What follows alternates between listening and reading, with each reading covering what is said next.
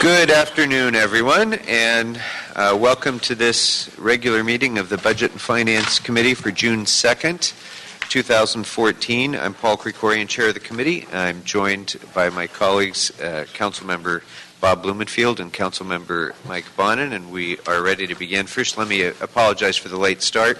I actually had a good excuse. I was with the mayor, and we were signing the budget. So the budget is signed, you'll be pleased to know. So we're going to begin, I think, in deference to the large number of people who are in the room, I'm sure, for the FSR. Why don't we begin with that item? So I'd like to call item 9 out of order. Item number 9 is the City Administrative Officer Report relative to the year-end financial status report for fiscal year 2013-14. Actually, before you begin,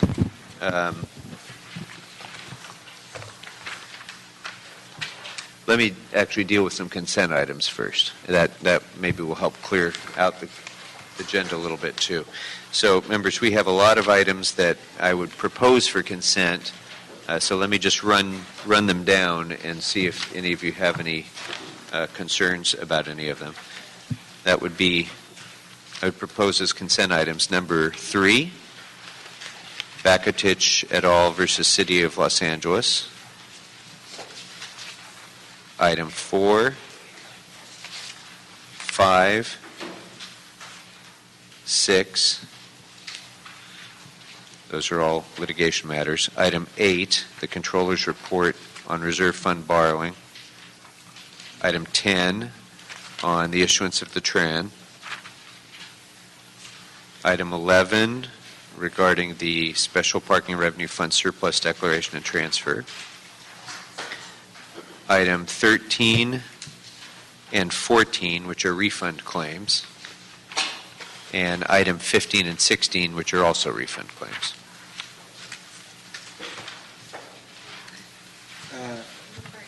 Yeah. Clean Water Act.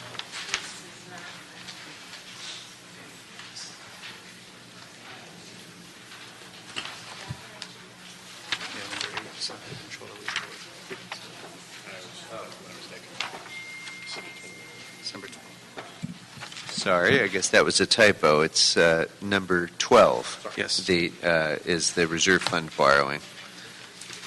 Not 8. So 8 we can go ahead and hear. Any members? No objection. Those matters okay? Or Everything except 1, 2, 7, 8, and 9, right? I wrote it down this way. Oh, you're going to...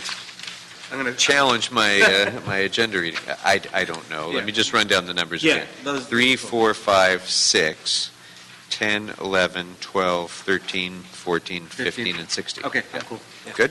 Okay. So there being no objection to those matters, they'll be deemed approved on consent. And that brings us to the FSR. Thank you for your patience. Good afternoon. Good afternoon.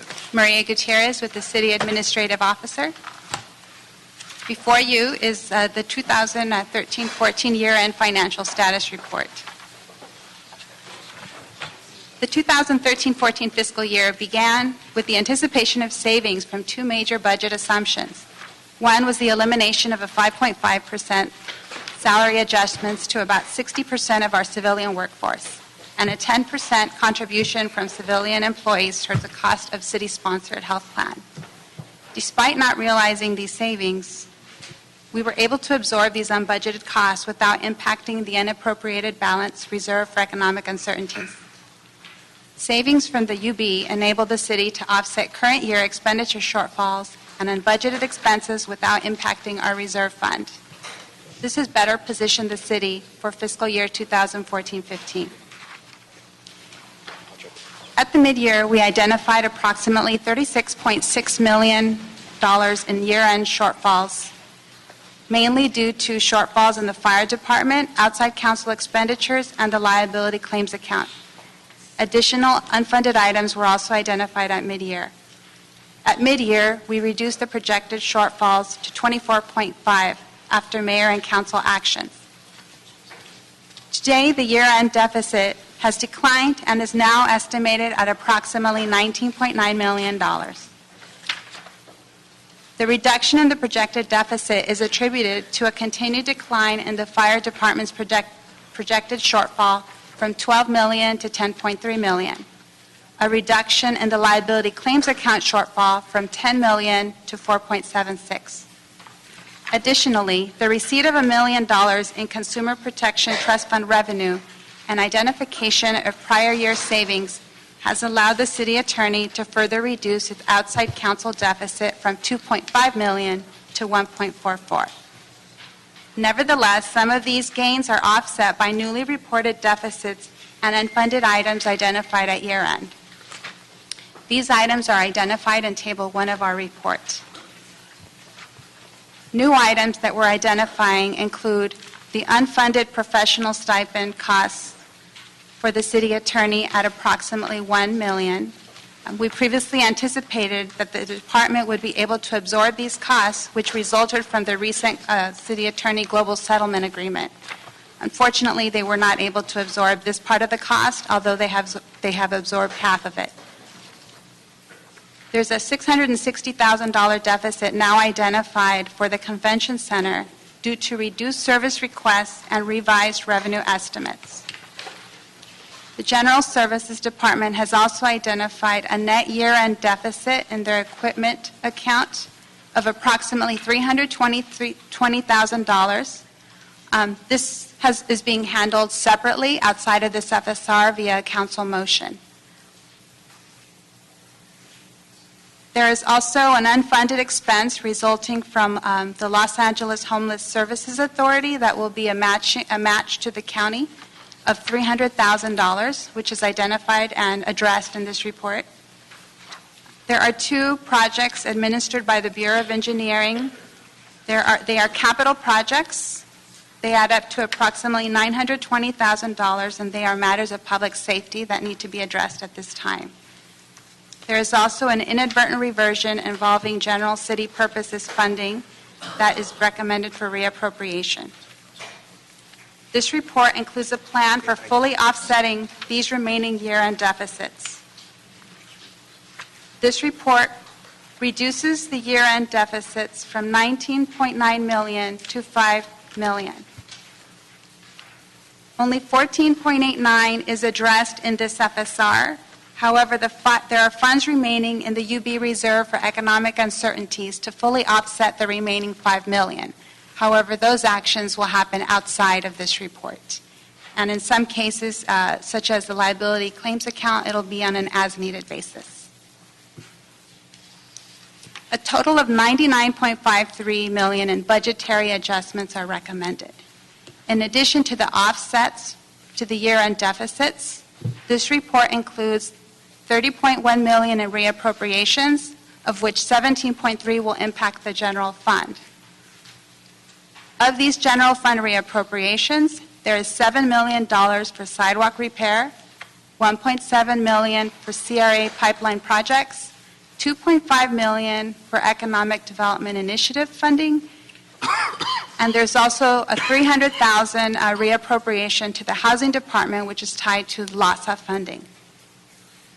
Included in this report is also a $1.77 million reserve fund loan to the convention center, which is for cash flow purposes, and this is needed because a lot of their receipts are going to occur in June, and it's strictly a cash flow issue, which is not expected to reoccur in the next fiscal year.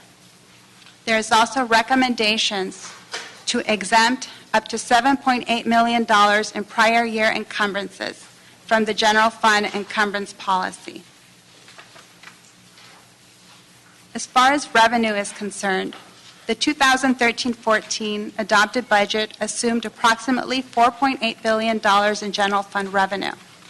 Revenue is now expected to end the year at approximately $20.2 million above the adopted budget of $4.9 billion.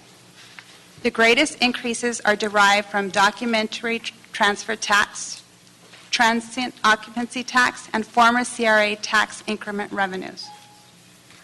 These gains offset mostly cash flow related shortfalls and property tax revenue resulting from early remittances made the prior fiscal year and in delayed electrical users tax revenue primarily attributed to problems with the DWP billing system. The revised revenue estimates reflecting the mayor's proposed budget, as well as subsequent council changes, are provided in Table 4 of our report.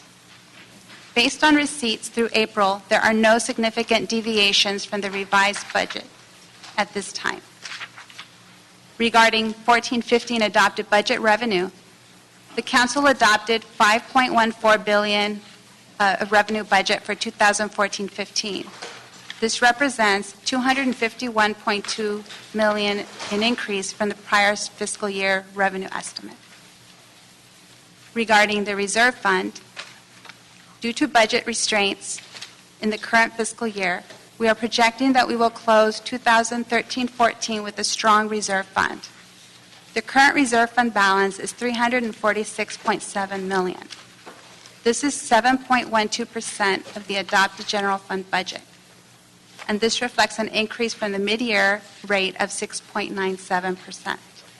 I'm sorry, I didn't write that down fast enough. Can you please repeat that again very slowly and clearly for all the world to hear? That our reserve fund budget is currently at $346.7 million. And this is 7.12% of the adopted general fund budget. 7.12%. 7.12%. Just to make sure I'm clear. 7.12% of the budget. 7.12. It's And astonishing. if we include the budget stabilization fund, the city's total reserves through the end of April are 8.4% of the general fund budget. 8.4%. Thank you.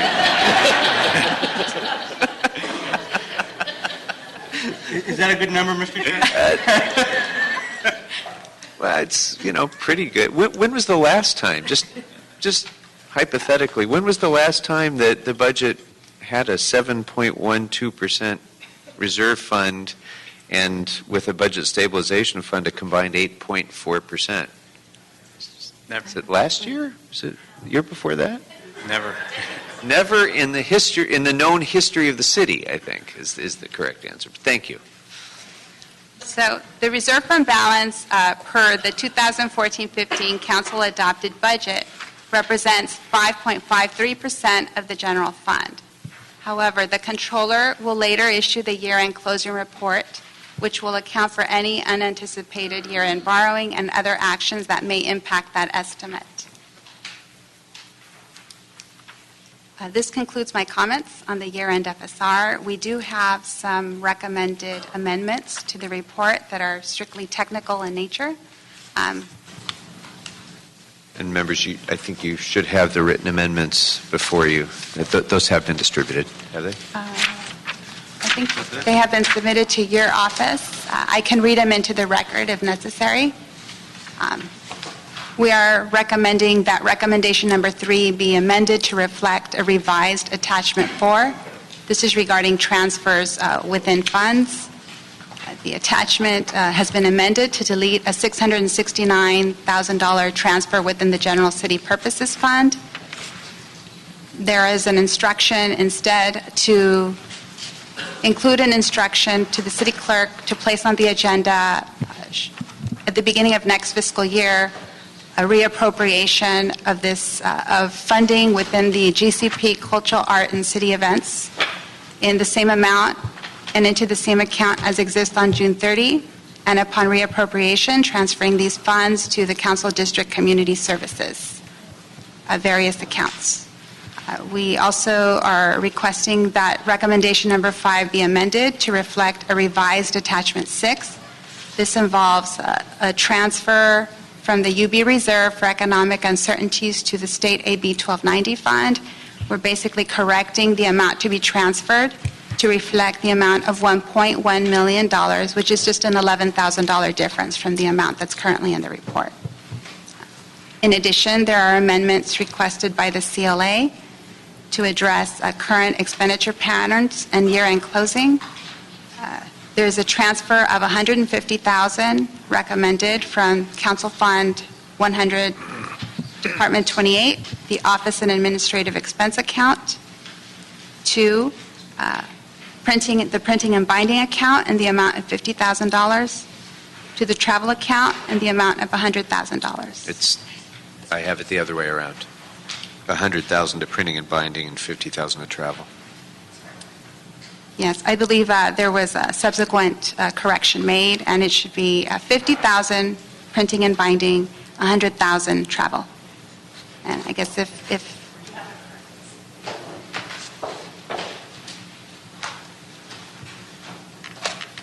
Good afternoon. It's Okay. $100,000 for printing and binding and $50,000 for the travel account. And it's Okay. coming from within the council resources. Okay. So won't have any impact on the general fund or the year end? No. Okay. the next amendment is an inclusion of a $400,000 transfer from AB 1290, Fund 53P, to Council Fund 128, salaries as needed. Another transfer for $200,000 from AB 1290, Fund 53P, to Council Fund 128, salaries as needed, account 1070. I understand that the controller may have an additional request for an amendment to this FSR. They will Okay. speak on that directly. Okay. Thank you.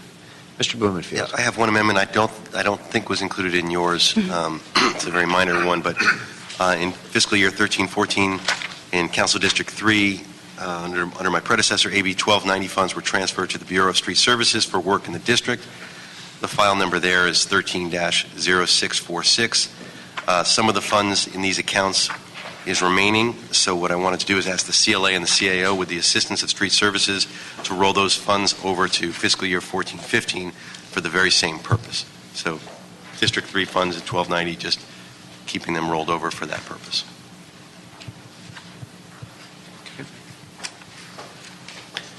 All right. So without objection, we'll add that to the technical amendments that have been proposed, and we'll deal with that after we hear from the rest of, I think, the controller and any other departmental questions you may have before we start amending.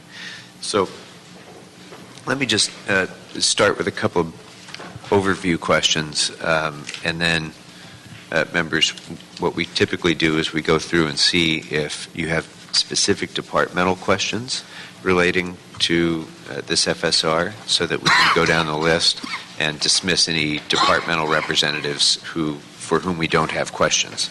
But I just want, on the revenue front, by the way, it's, of course, good news to hear that revenues are, above estimates. I just want to make sure that I'm understanding the import of this clearly, and I really don't mean this as just a setup line. I really am trying to understand this. But the TOT and the documentary transfer revenues are both significantly, or well, without being judgmental, they're both above projections. The TOT presumably is because there has been an uptick in tourism, which we've seen over the last several years, and it seems to be continuing in an upward trajectory. So that seems to me to be a sustainable increase in revenues, whereas documentary transfer comes and goes on an up and down basis by the fiscal quarter, depending on what's going on in the real estate market. Right now, there's been very hot real estate market, so there's been a lot of documentary transfer tax, but that doesn't necessarily indicate that would continue into 14-15. Am I summarizing those two increases? I'll defer to Melissa Krantz of our office to speak on revenue. Melissa Krantz, Office of the CAO. The current projection for 14-15 is about 10% growth in documentary transfer tax. It is a optimistic, but we think realistic assumption for growth. We have been seeing some cooling in the market, and we have taken that into account when we came up with that projection. Okay. And with regard to the delayed utility users tax that resulted from the billing delays with DWP, that represents a shortfall in 13-14, but has that already been taken into account in the revenue projection? So- Some of that will get collected in the coming budget year. So during council discussion, actually it was during Budget and Finance, about $5 million was added back into the mayor's proposed budget, assuming that some of that DWP money would be remitted, and then the balance would be received next year, and that has been taken into account. Okay, very good. Okay, members, first of all, any general questions about the FSR before we get into departmental specific questions? And if not, let's just go ahead and take the roll call of departments. I'll want to hear from Fire and from the City Attorney's Office and from whoever I need to speak with about the rollover of unused sidewalk repair money. So whether that's the CAO, Street Services, or some combination thereof, those are my three areas. Mr. Bonnet? In addition to those you named, Department of Transportation, and whoever I might ask a question of, probably, I guess, GSD about the nuisance abatement fund.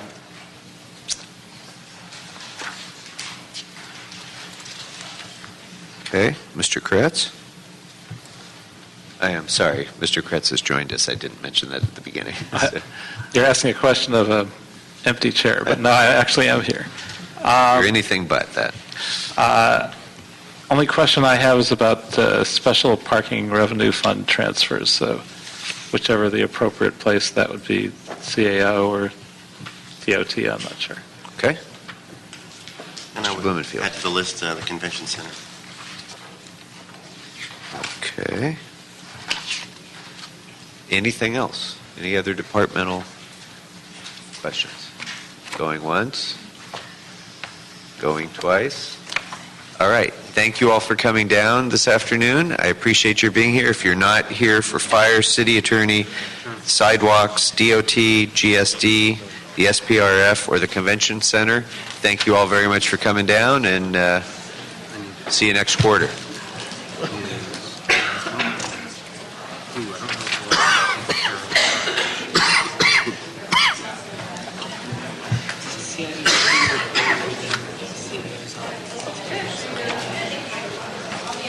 So, as they're all exiting the room, I'm going to ask Fire to come up.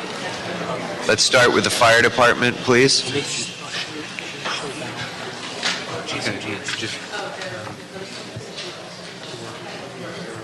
Fire Department first. If I can ask the Fire Department to come up.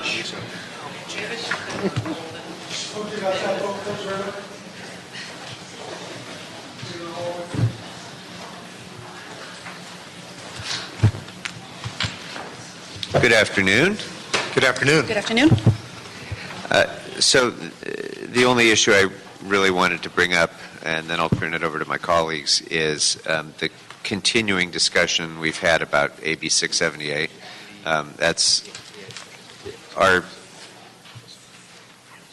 We've had a long series of discussions about when our reimbursements are going to come in, and if so, or when they do, in what amounts. And that's been going on for about a year now, I think, at least that I can recall.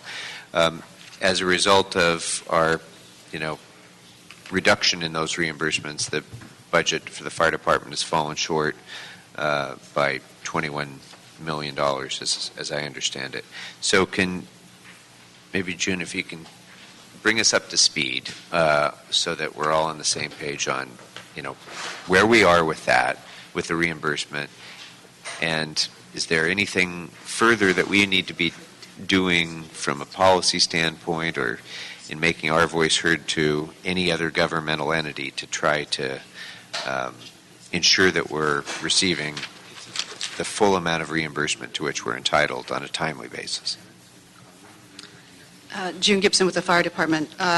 You're absolutely right, Councilman. For the past year, in the beginning, I think that the department was clearly optimistic that the process would be fairly expeditious, and then as time has gone on, it has been very belabored and frankly frustrating for everybody. We have continued to monitor on a regular basis with the state. The last information that was provided to us this week is that the $8 million for the the second, third, and fourth quarter of 2010-11, amounting to approximately $8 million, will be transmitted to the city before the end of the fiscal year.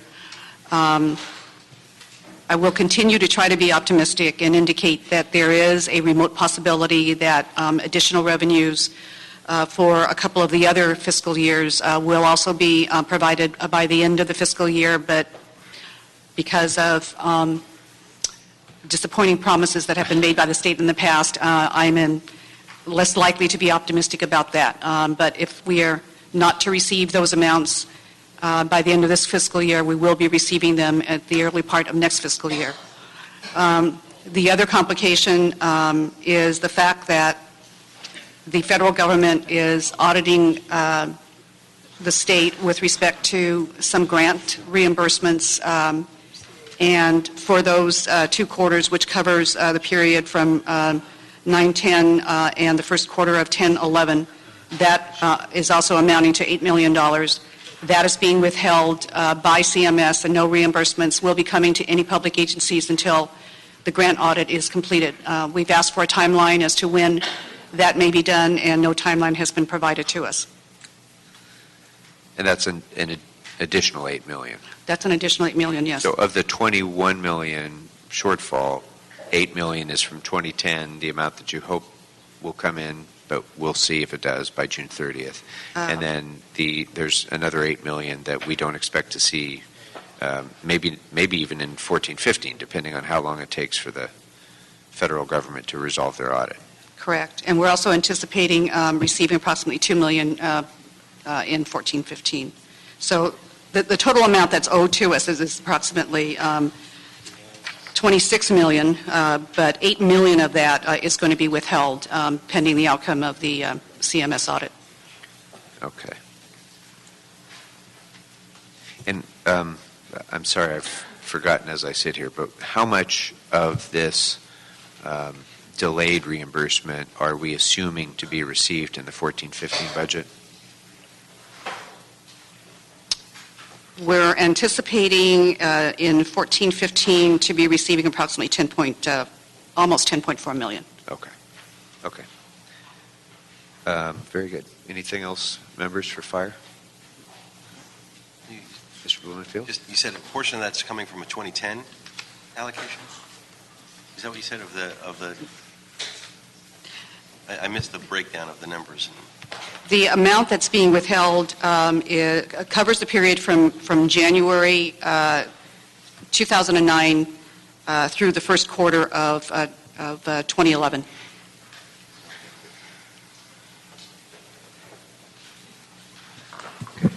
Anything else for fire, members? Okay. Thank you very much.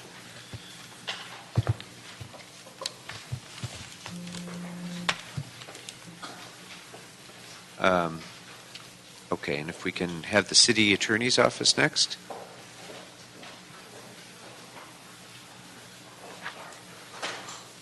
Mr. Chair, is this in connection with street services? No. Connection with the outside counsel report? No, it's regarding liability claims and the outside counsel. Okay, so it's not regarding the sidewalks yet? Right. Okay. Hi. Hi, I'm Mara Krala with the CAOs. Did you want the city attorney's office here as well? Yes.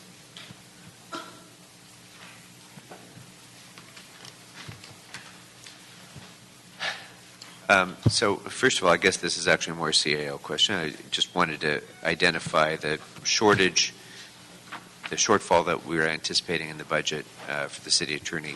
To what extent is that ongoing, and to what extent is it from one-time sources? And then for the city attorney's office, I wanted to really understand whether our degree of confidence in the allocation for the liability claims and outside counsel reports for the coming fiscal year, given the projections that we've had for the year ended this year. Okay. Mara Krala with the Office of the CAO. The deficit among the salary counts for the city attorney's office, a big portion of that is due to the professional stipends that were part of the agreements with the attorneys bargaining units. So those stipends totaled about $2.75 million this year. The city attorney's office was able to absorb a large portion of that, so the remaining deficit of about $1 million are the funds that they were not able to absorb within their salary accounts. So that, I mean, for next year's budget, because the negotiations came in time in preparation of the 14-15 budget, we did budget for that next fiscal year. Okay. Okay, very, I actually was going to ask some questions about liability claims and outside counsel, but that's actually more about the next budget, so we can deal with that probably in the first FSR. But I do want to take a moment to say that this morning, the city attorney and the CAO and the CLA and myself and the mayor's office, I hope I'm not missing anybody, came together for the first of what will be an ongoing series of meetings on risk management. And I really want to thank the city attorney's office for taking the lead on this, and Gary Geis in particular. This has been an area that has irritated, I'm sure, everybody in the city. And I know that every member of this committee has gotten a lot of heartburn over some of our liability that might have been preventable. And so this is a real good step in the right direction to try and get a handle on our risk management process. So thank you to the city attorney for leading the way on that. Anything for the city attorney members? Sorry, I kept you an extra few minutes. We'll talk about it at the first FSR. Okay, thank you very much.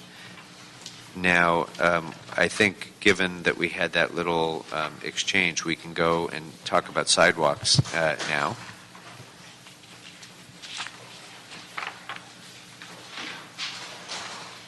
And I don't know that this really needs to be a city attorney issue so much. My question's a real simple one. We had a portion of the money from 2013, 2014 that had been appropriated for sidewalk repair, the amount of $10 million. We had a whole discussion in this committee and otherwise about how best to utilize that $10 million. The upshot of it has been that now we anticipate about $3 million will be spent by the end of the fiscal year, particularly focused on areas of high use surrounding public properties owned by the city. Correct so far? Correct. So, and we still anticipate that $3 million will be spent on those areas that are, in my view, the single most important areas for access, which are the public's properties, the buildings and surrounding areas, parks and so on that are owned by the public and open to the public. That's why we targeted those areas. That is going to be spent. We are going to spend in the area of $3 million by June 30th. That's my understanding from street services. Okay. So I just want to make sure that through this FSR, we're making clear, and through our actions today in this committee, that the remainder of that money will in fact be rolled over into the following year, into 14-15, and be dedicated to sidewalk repairs. Councilman David Harana from the Office of CAO. We agree with the assessment that you're making. However, in order to finish off the program and the expenditures before June 30th, we have requested an amendment to the FSR, which is being handed to you right now, that would authorize us to move money consistent to get the program done. So we need to provide a little bit more money to the Department of Recreation and Parks, to the Bureau of Street Services, Bureau of Contract Administration, and the Bureau of Engineering. However, the dollar amounts are not exactly ready at this moment, so we're asking for authority to appropriate up to those amounts as we work with the departments to get this done. Great. And we do expect that we will spend close to, if not more than $3 million before, or at least encumber that amount prior to June 30th. Terrific.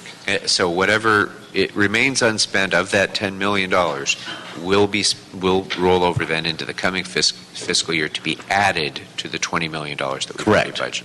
Yes. Very good. I just want to make sure that's very, very clear and that we're all in agreement on that. So if you would approve the requests that we have, along with our ability to make technical corrections up to those limits, that would be helpful for us in completing the program through June 30th. It will be my intention to so recommend when we get to amendments. Okay, thank you. Thank you. Any other questions on sidewalks, members? Great. Thank you all very much. Okay, that brings us to Department of Transportation next. I got my question. Oh, you did? Oh, good work. Okay. So, General Services.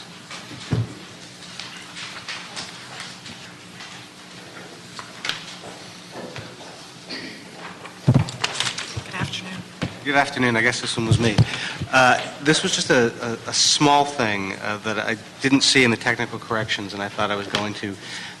We learned last week after the budget was approved that the Center for Independent Living, which provides housing and job placement services for people with disabilities, exists in a building that is 90% city-owned, 10% owned by them. And they need to make about $100,000 in repairs.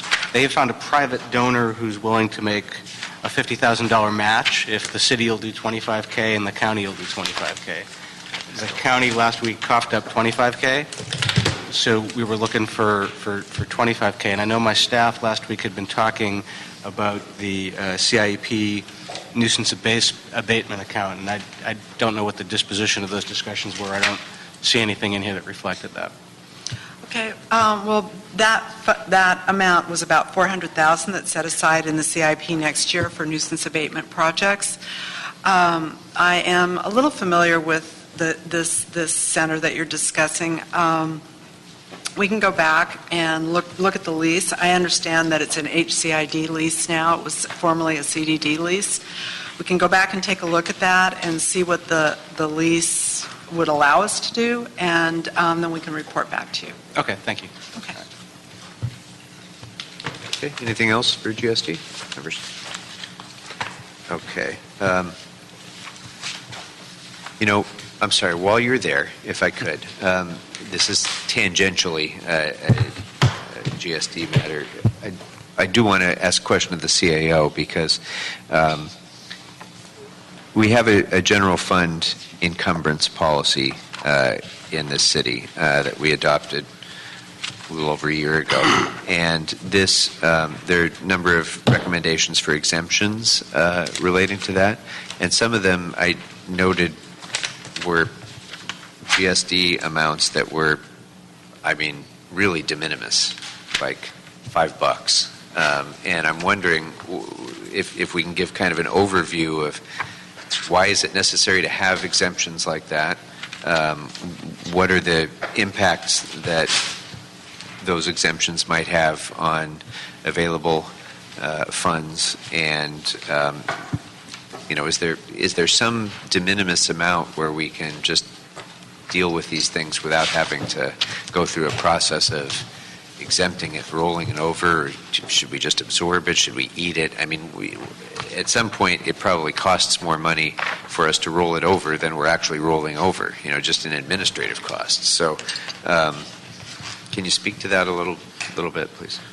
Yes, we have in excess of $7 million in recommendations for exemptions. The entire universe is approximately $25 million.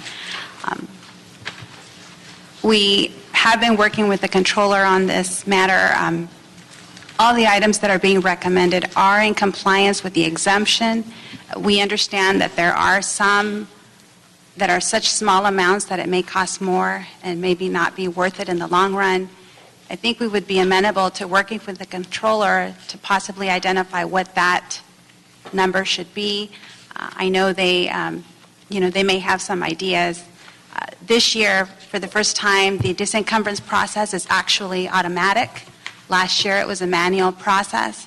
So as a result, everyone is pretty much scrambling at the year end, trying to keep a lot of line items that maybe have contractual obligations or possibly ongoing disputes. In the case of general services, these are potentially ongoing disputes regarding water and electricity items. So the request is legitimate. It's in compliance with the exemptions for the general fund encumbrance policy. The question is, I guess, what would be, what amount would be too small? Yeah. I will tell you, we did get some requests for a penny, not from this department. We did reject those. But at the end of the day, I guess it's something that we may have to do in concert with the controller to identify what amount would really be too small. And I'm assuming we're seeing that because of the fact of the automation. It was automatic, right? A manager wouldn't actually probably do that if they were doing it manually, but if it's automatically generated, I could see that happening. Well, I would ask that you do, in fact, work with the controller and try to figure out a way that we can streamline some of this and eliminate some of those smaller ones so that it doesn't take up any time on the part of departmental management or the council to address. Okay. Members, anything else? Okay, so that brings us to the SPRF.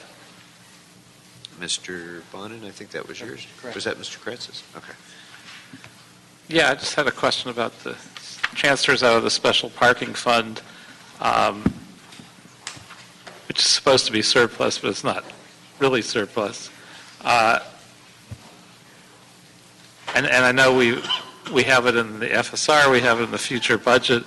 Are we looking now or in the future at actually using that money for more transportation-related projects rather than just transferring it to the general fund, like DOT-related projects in our district, or purchasing surface parking lots or parking structures? I know certainly in my district, parking is actually one of the greatest needs, and people are constantly telling me, why don't we have a surface parking lot in Robertson? Why don't we have a parking structure here? And I just say, well, we have no money, and we sweep the money that we could have. Councilman David Hirano with the CAO's office. The money that is coming out of the Special Parking Revenue Fund is going into the general fund as a general fund revenue. You are able to use that money any way you want. So if you want to, as a body, want to determine that you want to use that money for transportation-related purposes, you're more than welcome to do so. We just cannot transfer from the SPRF to the Department of Transportation budget. The city attorney told us that was that we could not do that under the charter, but we have to transfer first to the general fund, and then from there you can choose to use the money however you please. Now, can we not just use it directly for parking-related projects? If you keep it in a special parking revenue fund, you can use it for anything that the special parking revenue fund ordinance allows you to do so. I think part of the problem is once you transfer into the general fund, getting it back to something that's not viewed as a high priority, perhaps by the CAO or whomever, it's almost hopeless that it would ever come back and become a surface parking lot. If it was kept in that fund, it would certainly be much more likely that we might be able to use it for what it was intended for. I hear you. And I'm not sure I would describe it as hopeless, because you are the body that gets to determine what capital projects are funded. So if it's something that you believe is important enough, you can see it funded, and whether it be through the Special Parking Revenue Fund or the General Fund.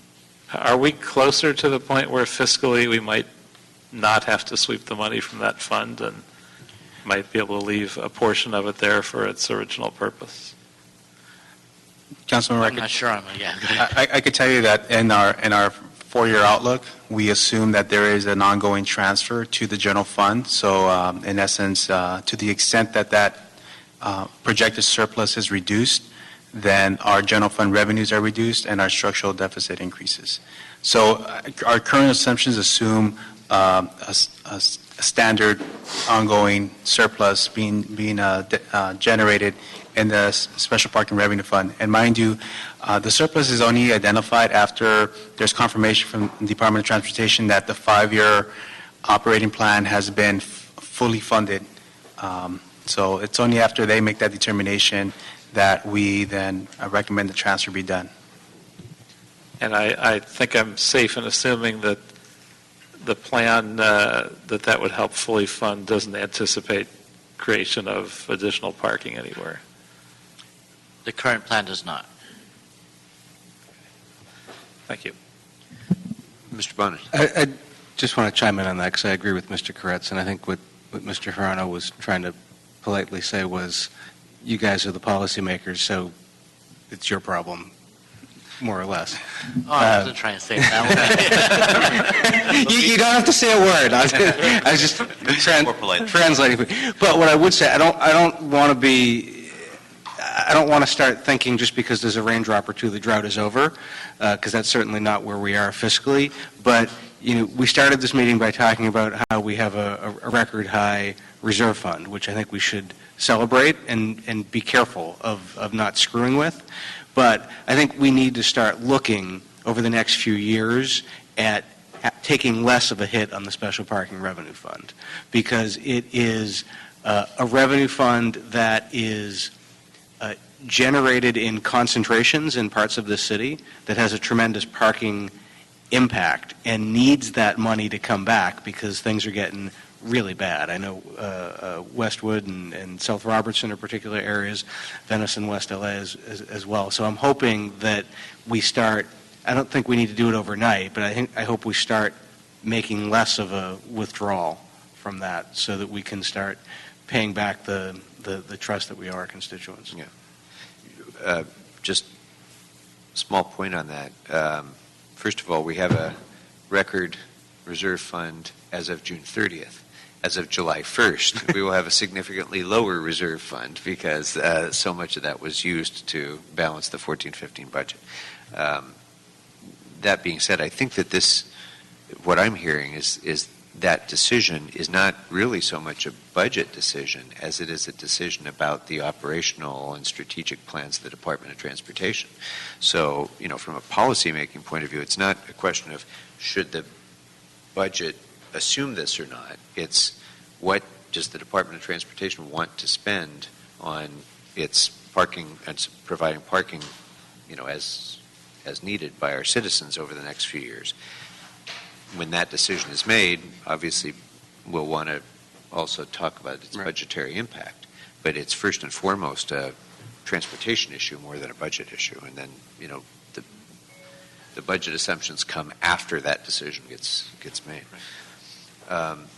Is that what you meant to say too, Dave? I'm joking with you. You told me not to say anything, so I'm... What you're saying is we need to change the parking plan, policy behind it, and then when it comes to us in terms of the budgetary impact, we say, well, it's still within what we lose in reserve, we would have the room to make that change, and that would in effect create a situation where we don't have that excess. Because otherwise, you can make the argument, let's save up excess in the fund, because down the road someday there might be a big project that we might want to invest in. You can make that policy argument. But it's been, I think, our practice in the last few years to say, let's take care of immediate needs right now. Anyway, the point has been made. I think and it probably most impacts the 5th and the 11th, I'm thinking, because of your I think so. tremendous parking challenges that you have there. So the point's been made. Anything further on SPRF? Let's go next to the Convention Center, Mr. Kratz.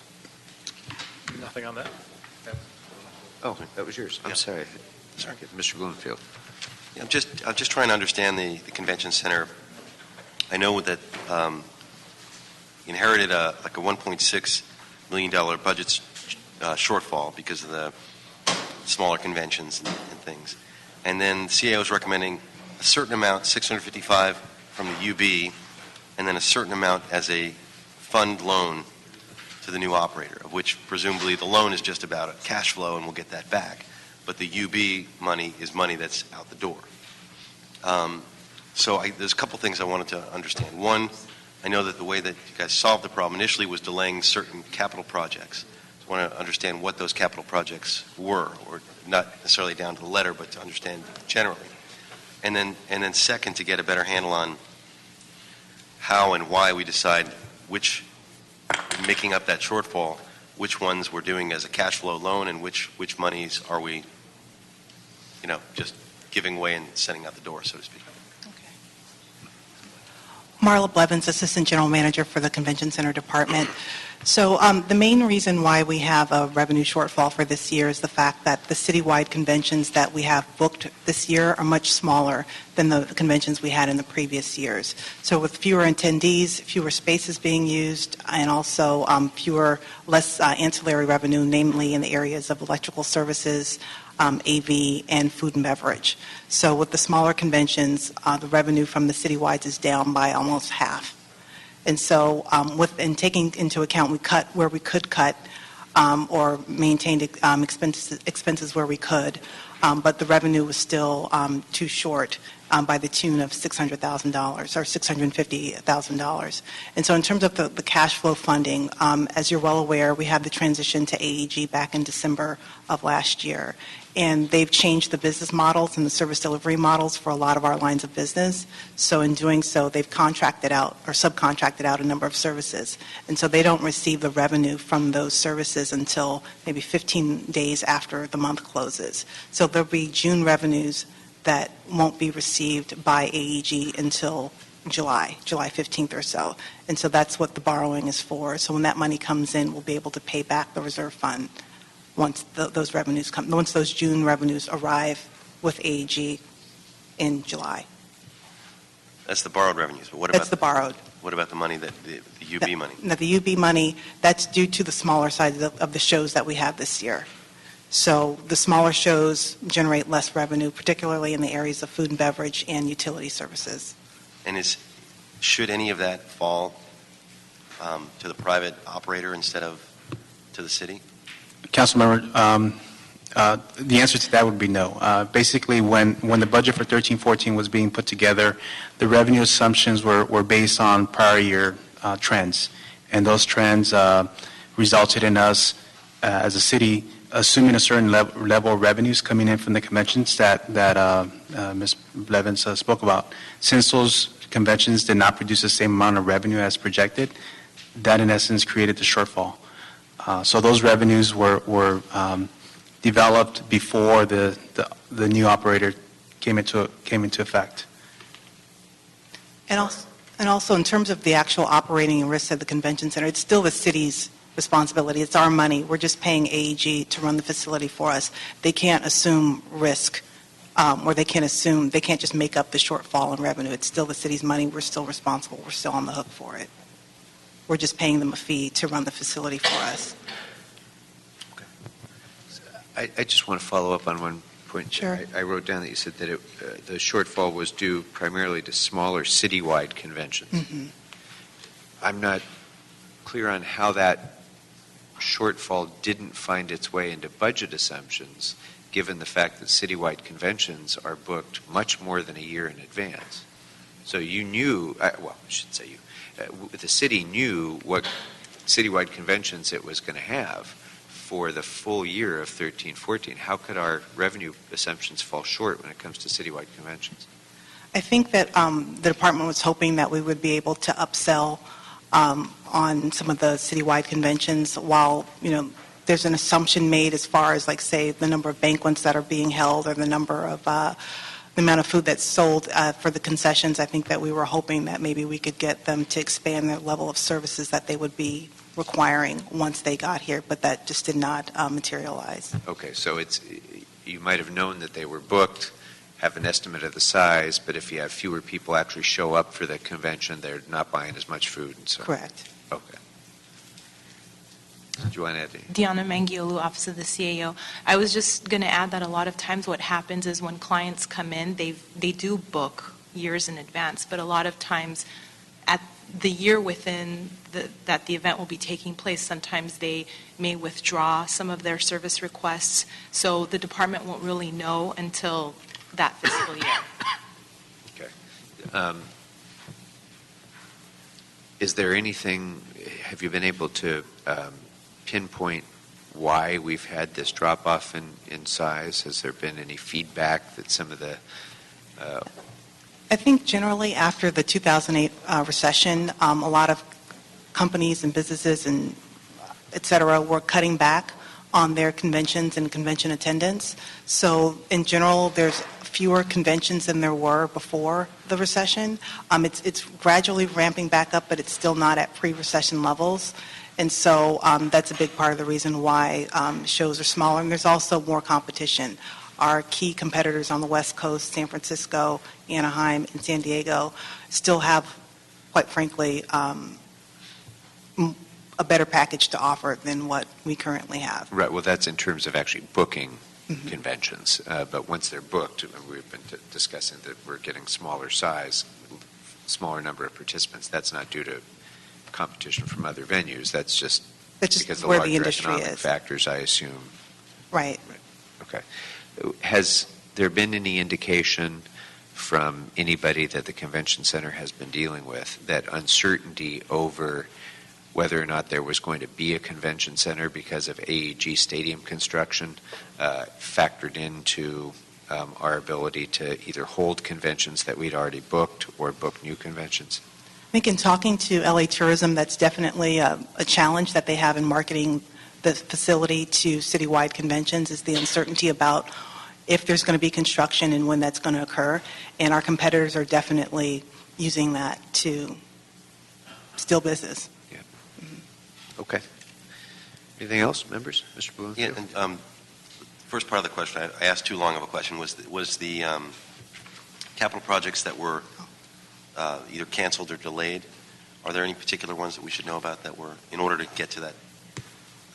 During this year's budget process, those projects were put back into the budget for next year. So we're hoping to be able to execute those projects next year. And it was mainly a new parking revenue control system. The system that we have right now is over 20 years old, and parking is it's probably our largest revenue line item.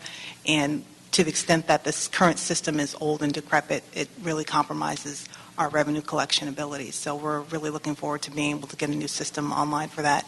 And then there's some basic kind of modifications to restroom areas and that sort of thing. There's a security surveillance system, and then there was also one of the main halls, South Hall. The floor has cracks in it and needs to be fixed. Escalators, elevators, these are all long-term projects. Well, they're projects that have just been delayed year after year because we haven't had the capital funds, but the city's now committed to pay for it through MICLA. I mean, obviously we worry about, we delay things because we don't have the money, and then we make the situation worse, then we get less money, and we get into this cycle of decreasing revenues and, a less attractive convention center. Yeah, and I think probably the first time in many years the city's shown a strong commitment to taking a look at how to improve the facility itself. So that's what the entire Plan B discussion is all about. Thank you. All right. Anything else, members? Thank you very much. Thank you. I think that's the end of our list, but EWD is here, and I want to invite them to come up. But before you do, Mr. Sainz, I want to ask one other question of the... No, you know what? I already got it answered. So come on up.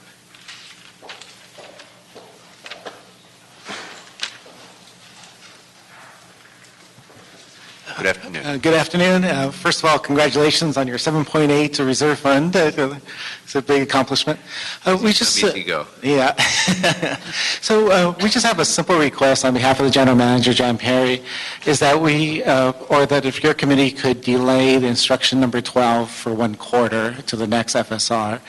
And if I could simply put it, is that we reimburse the general fund a specific rate every year. It's called the cap rate. Right now, the cap rate is about 2 years old, and no fault of the department, but the rate is going to be reissued very soon by the Controller's Office. We hear in the next 6 weeks. The new cap rate 35, is going to be slightly less than cap 34.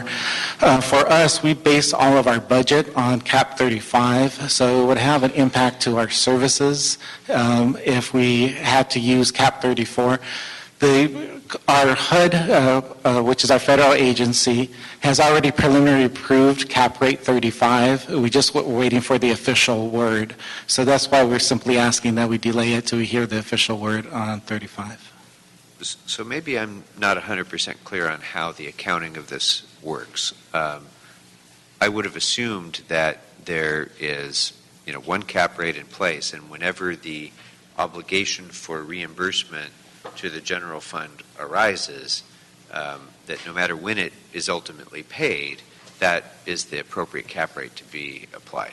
Yes, ideally. Unfortunately, the city has, like I mentioned, been about 2 years delayed. The cap rate is approved every year by the federal agencies. So it's by the time we, as a city, get our approval, it generally has been only about a year delay, and we usually use a preliminary amount. For whatever reason, it has been delayed at least a couple of years right now. They are about to issue the cap rate 35, though, and that's what we're asking to be able to use. Okay. Mr. Ceja? Yes, we actually would not concur with that recommendation for several reasons, one of which is simply the fact that our current year budget and what the budget that has been put together for 14-15 assumes receiving revenues from these special funds that the department operates out of with the current cap, which is 34. So to the extent that the decision is made to use cap 35 for that will result in a general fund impact with regard to the revenues that are assumed to be appropriated from or reimbursed from this department to the general fund. And just for one point of clarity, is that we are only able to reimburse actual costs by OMB directive. So it's not necessarily what is projected, is what is actual. So when the cap 35 rate does come in within the next 6 to 8 weeks, that's what we will reimburse. We can't reimburse on cap 34, regardless if that was assumed by the CAO or not. And maybe you need to take me back a step.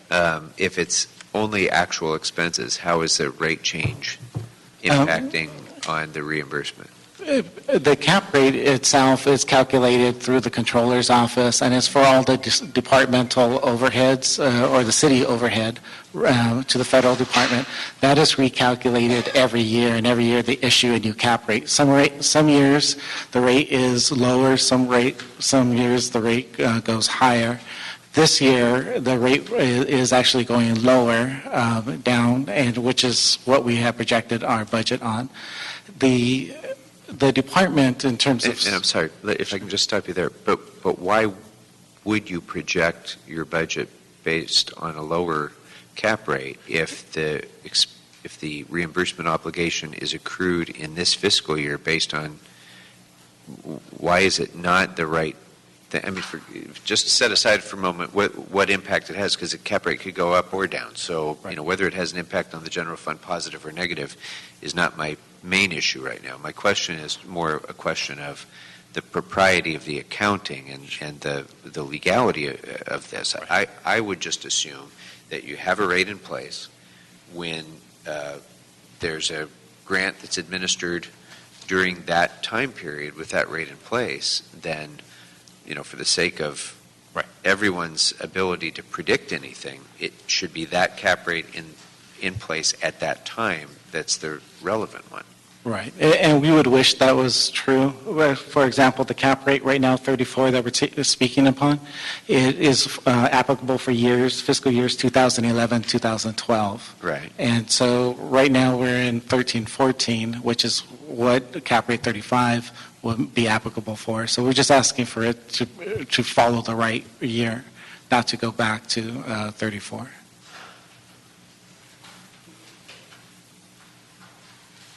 Members, anybody have any thoughts on this?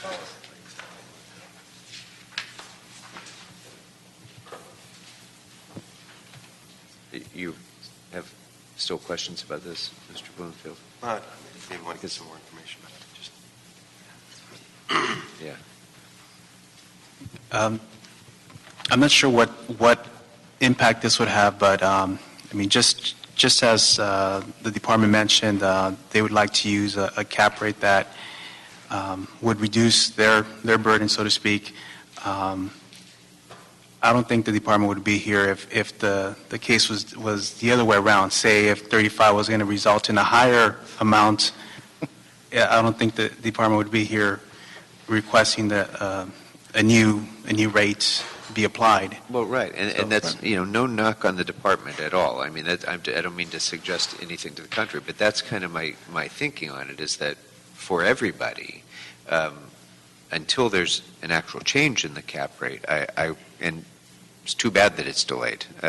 Maybe it shouldn't be. Maybe we should be more on top of this. But for the moment, that is the applicable cap rate, and I think for everybody to be able to be on the same page of what the assumption about reimbursement should be, there can be only one at a time, and you can't, sort of change it. It sounds to me like this is kind of changing an assumption retroactively, and that's my concern. I know it's not, you're not playing it out that way, Right. but that's kind of what the potential impact of it could be in other situations as well, as it affects other departments. So I don't think I'd be inclined, from what I'm hearing, to entertain that. But members, I don't know if anybody feels strongly contrary to that.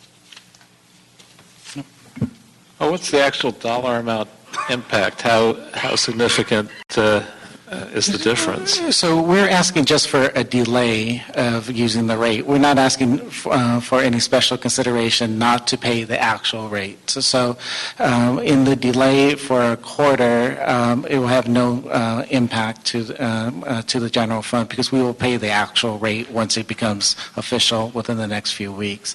What's the advantage? What does that do for you? Because our budgets currently are based on the 35 cap rate, because that's what we had used to calculate our budget. The impact that's going to have to us, because we're grant funded, would mean that we would have to delay services to the community for $1 million. And the CAO is probably right. We probably wouldn't be pushing the issue if it was the other way around. But what we're really saying is that we want to be able to use that additional $1 million that we would have to appropriate for this next year to reserve for that cap rate 34. It's $1 million less service that will be going out to the community. We're just asking for just a simple delay. We're not asking not to pay what we owe the city. Just to clarify, our current revenue assumptions based on the revised revenue budget for this fiscal year assume that the payment will be made at the federally approved rate of cap rate 34. So that is based on the revenue numbers that we discussed earlier today. That is the assumption we have made. If that does not prove to be true, then the revenue would not be as high.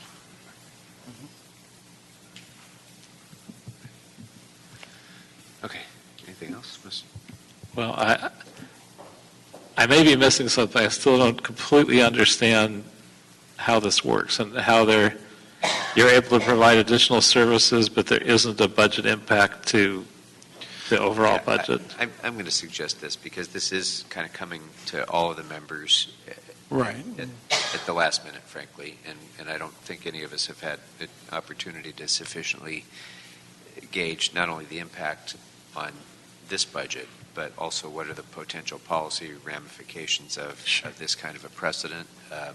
So I think I'm going to recommend that we not address this as part of this FSR, that we proceed as everyone had anticipated. I hear what you're saying about the departmental assumptions. Frankly, I don't fully understand, and maybe we can have this discussion in the coming months before the next FSR for the next budget, why those assumptions would have been made if we are still working under, one cap rate. But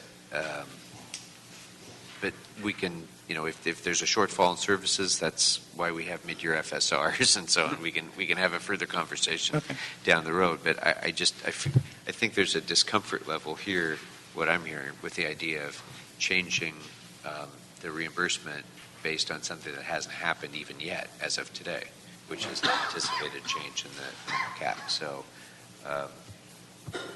Unless people feel. Well, I wouldn't say I have a discomfort. I have more of a lack of clarity. If it could be done without causing any great harm, I'd be happy to do it. But it's not clear to me exactly how this plays.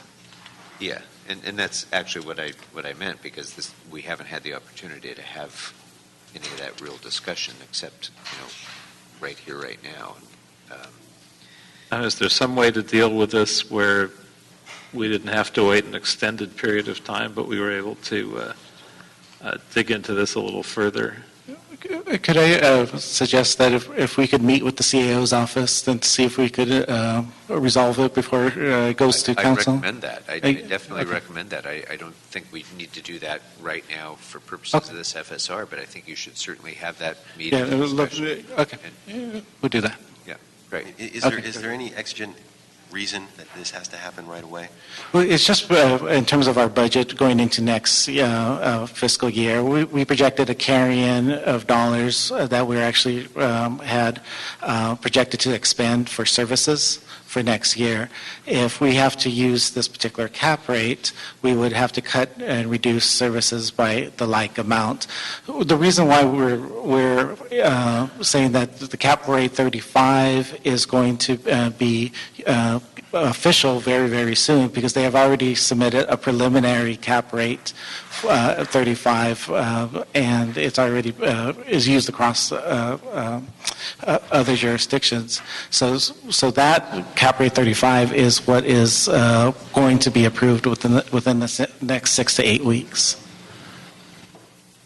So when that happens, that'll... Yeah, we would have to go back. We could only reimburse the city up to that cap rate 35 anyway. It's really of an accounting issue for our projections for our planning for our Workforce Investment Act. That's where really it impacts. All right. Then I really think that this is probably just have a discussion with the CAO. Probably the Controller's Office would want to weigh in on this too, I would imagine. Right.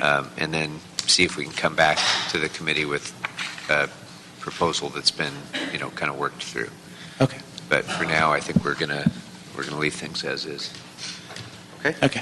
Thank you very much. Okay. All right. So let's go ahead and finish up our regular agenda before we go into. Oh, I'm sorry. Wait a minute.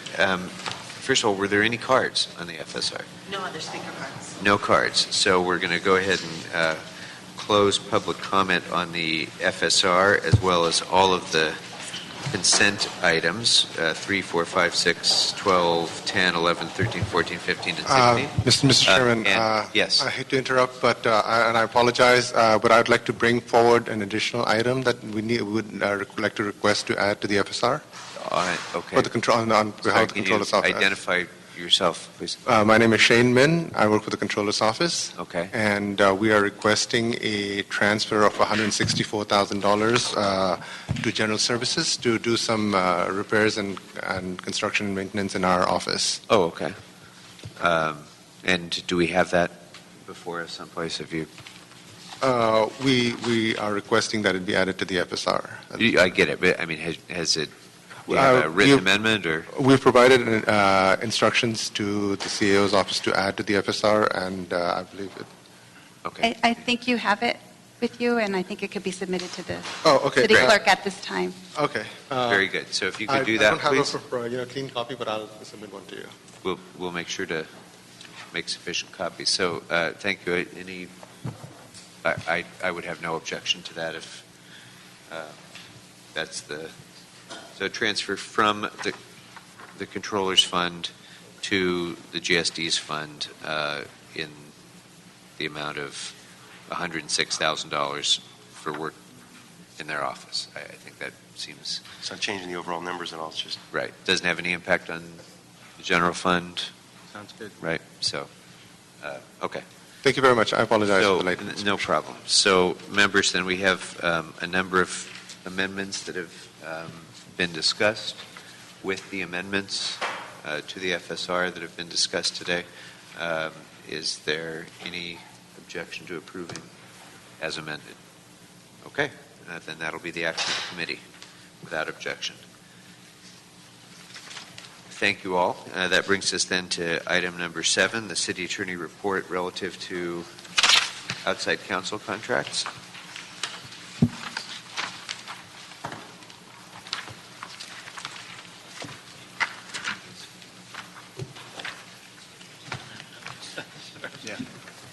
Good afternoon. Again, Assistant City Attorney Ann And Haley. on to Mr. Koretz. So we have before us a request for 11 of our existing outside counsel contracts that are in need of additional funding and amendments to 5 current outside counsel contracts. Anything else we should know about them? Well, as laid out in the report, just we have, as always, we include a status of each of the cases that are with outside counsel, and to remind you that before we bring such a request to you, we ask each firm to submit a detailed budget which lays out their projected needs, in this case, through the end of this fiscal year. So these requests today are to cover all of the matters through June 30th, except for the ADA cases, as we call them, which are covered through May of this year, which we don't think presents a problem because June billings will come in July, and then we'll be back before you.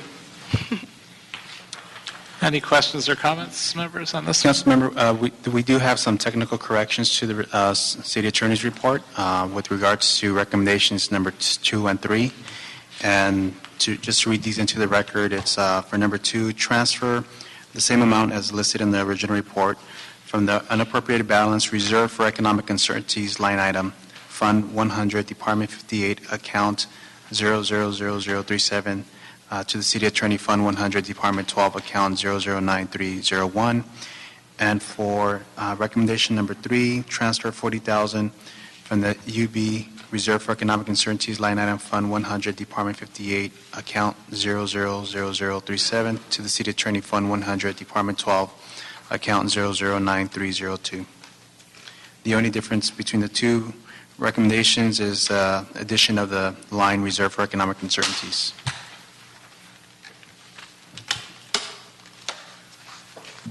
Okay. Thank you, Mr. Koretz. Members, any questions? With these technical changes, are there sufficient funds for the funding requests in the report? Yes. Okay. I don't know that we need to recess into closed session for this question, but there are confidential portions of the report that can only be considered in closed session, and some of the entries in that appear to require some updating. So I would just ask that, I'm not going to take the time to go into closed session, but if you can just go back and revisit those, particularly with regard to, for example, class certification in the Ardon case, some of the status updates in the Alanis and Mata case in terms of mediations that might be going on and those sorts of things. Just if you could check them to make sure we're up to date on it, that would be helpful. And any other questions on this, members? Okay, so thank you very much. Are we receiving and filing this? Is that our action, to receive and file? No. These have recommendations to transfer funds. The request is to approve the recommendations as amended. Okay. Any objections, members? All right. Without objection, that'll be the action of the committee. Thank you. Thank you. Although I don't think I'm leaving. We did 7. Do we have anything else for open session? Item number 8, it's a City Attorney report relative to request for retention of outside counsel for the Bureau of Sanitation for defense of alleged Clean Water Act violations of the Central Los Angeles Recycling and Transfer Station. Is that, Yes, can we hear that in open session? And if you are content with what you have in your report, and we needn't discuss much of the substance, and I will say one of the significant differences with this report and this retention is that this one is funded by the Bureau of Sanitation from their special funds, the Solid Waste Resources Revenue Fund. This may be resolvable before it goes too much further, but we did not have the expertise in-house to deal with this. So. Okay.